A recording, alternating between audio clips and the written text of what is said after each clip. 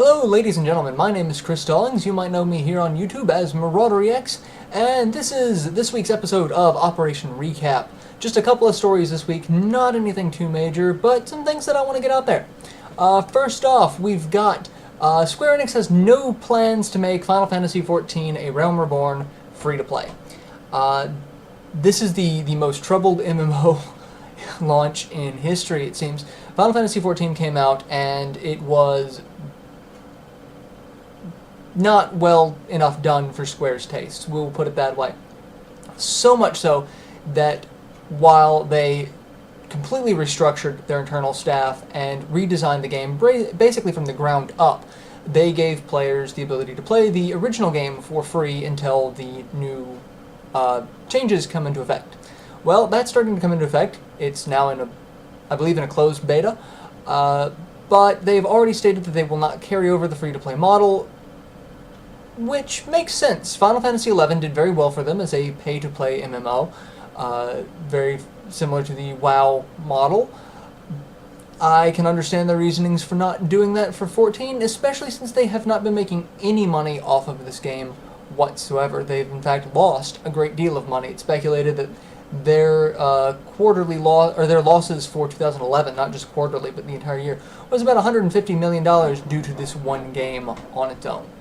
So I understand the reasoning behind that, and I can kind of get behind that. It kind of sucks because as a longtime fan of Final Fantasy XI, I kind of wanted to play 14, but spending that much money on another MMO, it's kind of hard.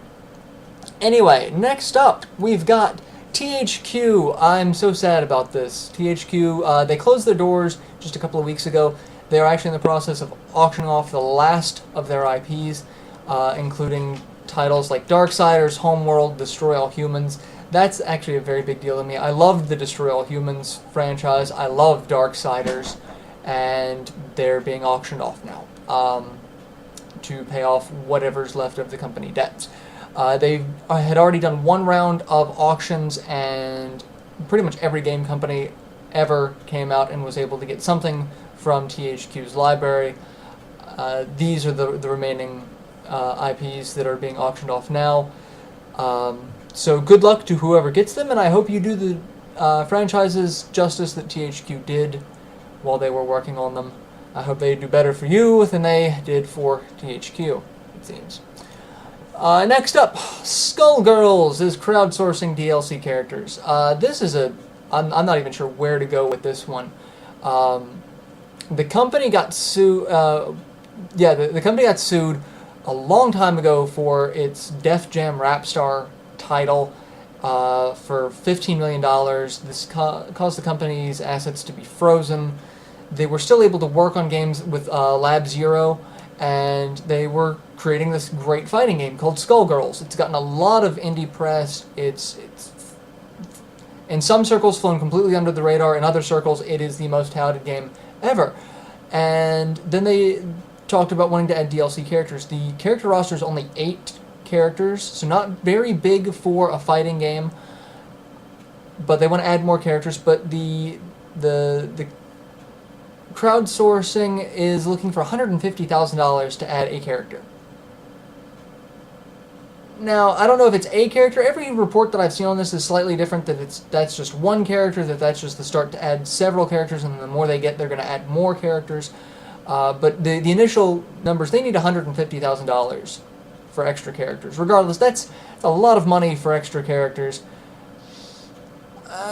It raises some questions. It does. Especially since getting into the fighting game genre, you either base off of existing franchises, Mortal Kombat, Street Fighter, things that already have a following for competitive play, because fighting games, let's face it, they are one of the most competitive games out there.